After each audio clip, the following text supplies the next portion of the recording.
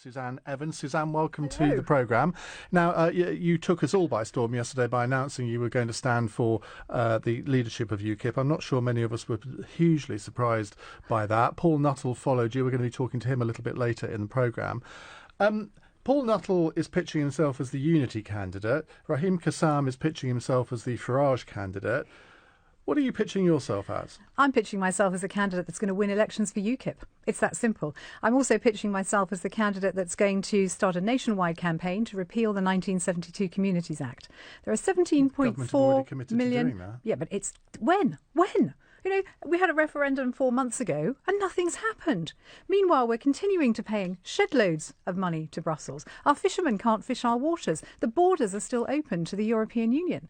We need to repeal that act now so we can start taking back control immediately. And that will be my first campaign as the new leader of UKIP. Your problem is that you're going to be seen as the Carswell candidate, aren't you? That's absolute rubbish. You know, one of the things I think that's been really disappointing about the last 18 months since the general election, when UKIP has not performed as well as it could have done, is that there's some people have kind of imagined these factions. Most of our members don't. Hang on a minute. They exist. Hang on a minute. They exist in the mind of the press and a minority of our members. Most of our members just want to see the people at the top of UKIP getting on together, doing a good job, fighting their corner. And you know, I'd really like to shut down this Faragist, Carswellite, Hamilton, all these factions, because it's not helpful. And I think anyone who's got the party's best interests at heart doesn't talk about them. Within 60 seconds of announcing your candidacy on the Andrew Marr show yesterday, you say that the parties, or parts of the party, are toxic. No, I didn't say that, Ian. Can I be absolutely crystal clear about that? Because I've been utterly misquoted. I was talking about how, in some respects, UKIP hasn't had the image it should have had. It's been misunderstood. And any of our members who have campaigned for UKIP have been abused in the street. They've been spat at. They've been assaulted because we've been perceived as being racist. But we are not a racist party. And this is, I think, the big thing that I can bring to UKIP. But you did use the word toxic, I used the word. Oh, my goodness. I use lots of words. And you said you didn't want the party to become far right, which was a clear dig at Raheem Kassam. I think none of our members want the party to go to the far right. Absolutely not. Do you think Raheem is on the far right? Well, Raheem will have to stand on his own record, and I think if you look at his history, it will speak for itself. But I'm very disappointed, you know, that Raheem has since been trying to goad me into a public argument. That's not in our party's best interests. Well, he sent you a letter, which I've seen the text of, where he's urging you to meet with him so you can put your differences aside and effectively be best friends. What's your reaction to that? I'm very much looking forward to debating with Raheem at the hustings. But you're not going to meet him one-to-one and sort of just outline a few ground rules between the two of you? No, I think there will be ground rules at the hustings, and that is the proper area for debate.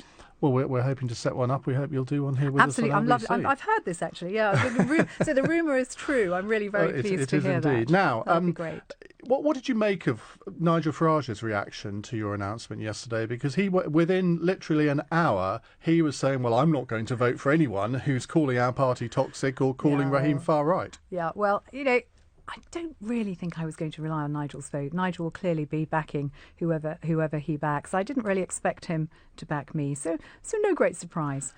But you must be disappointed, though, because you and he used to be very close allies, and yet you've fallen out, most people in UKIP seem to. Well, we were a very good team. I have a huge amount of admiration for Nigel, and you might remember at one point he made me his interim leader.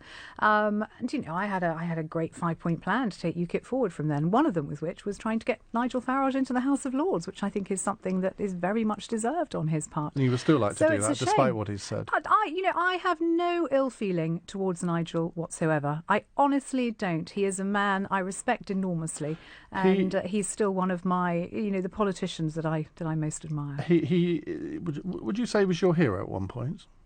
Yeah, at one point, most definitely. Yeah, I think he was the man that got us the referendum, and nobody can take that away from him.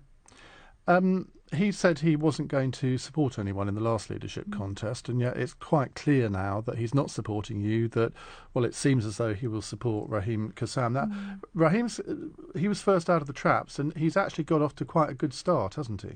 Yeah, I think, Paul Nuttall and myself are, I think, team sensible in this campaign. I'm delighted you're going to be talking to Paul later on. I think the two of us are, either or are the people to take the party forward.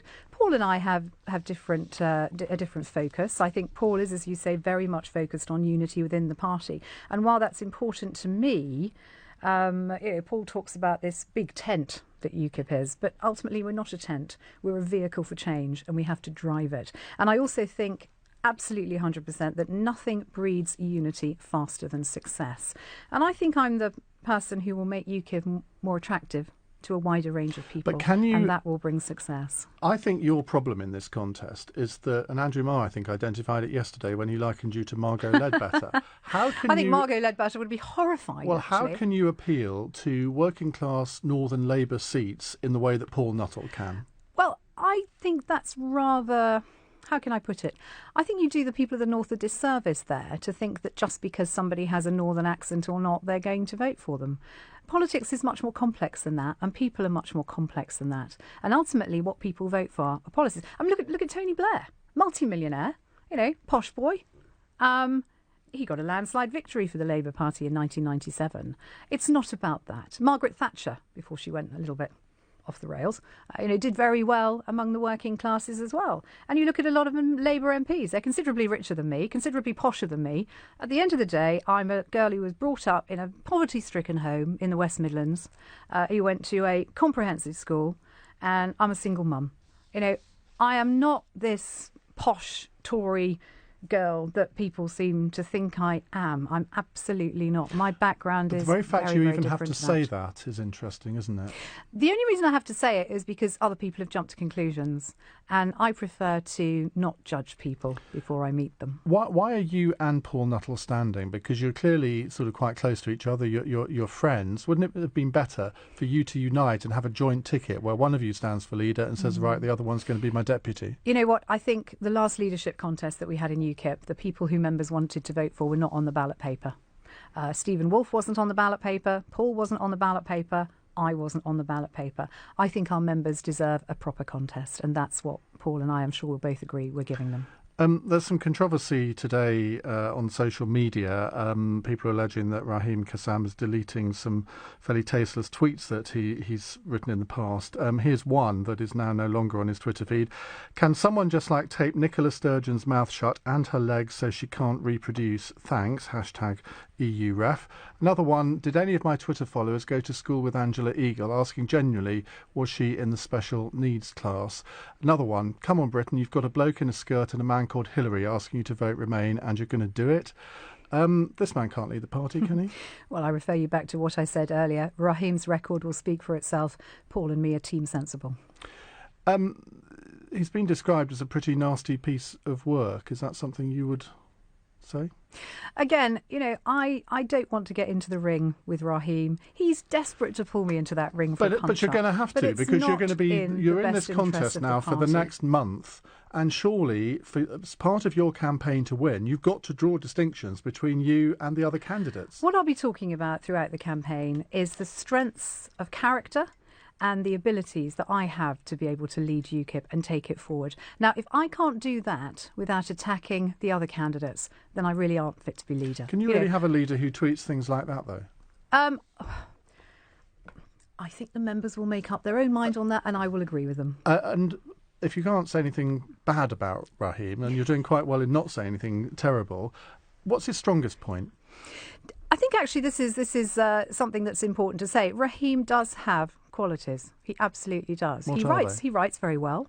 He's a good writer. He's a good communicator. Because he has pointed out, you asked him to write the Foreign Affairs section of the manifesto. That's not entirely true. What isn't true? Nigel asked him to write the Foreign Affairs section of the manifesto. And were you happy with what he wrote? Bearing in mind, I had to you were change behind quite the a bit manifesto. of it. Okay. I had to change quite a bit of it. That's all I'm going to say.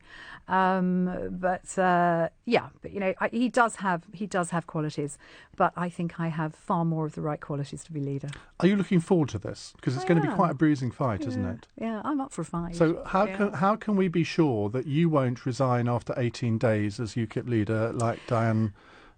Because I've actually now forgotten her Diane name already. James. Diane James did. I yeah. do apologise to her. I think Diane James was pushed into this competition. I've not been pushed into this competition. I've entered it willingly.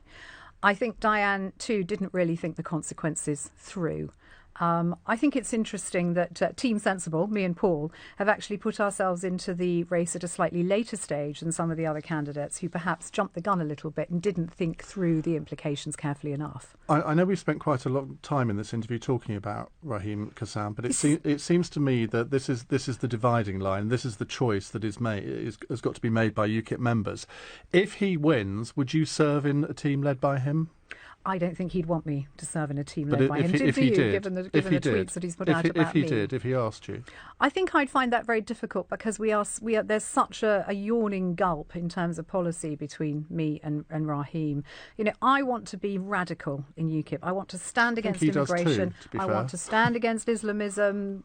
Cutting the foreign aid budget, spending more on defence, clamping down on corporate tax avoidance, all that kind of stuff, and standing up for women's rights as well. And if Raheem is very much a Trump supporter, I don't really see how women's rights and cutting down on corporate tax avoidance kind of tie in with somebody who supports Trump's campaign. So I think we're poles apart. You'd vote for Hillary Clinton? Do you know what? I'm so glad I'm not American, Ian, because I don't think I could bring myself to vote for any of them. Choose, I would spoil my ballot. I'm sorry, I couldn't vote for either of them.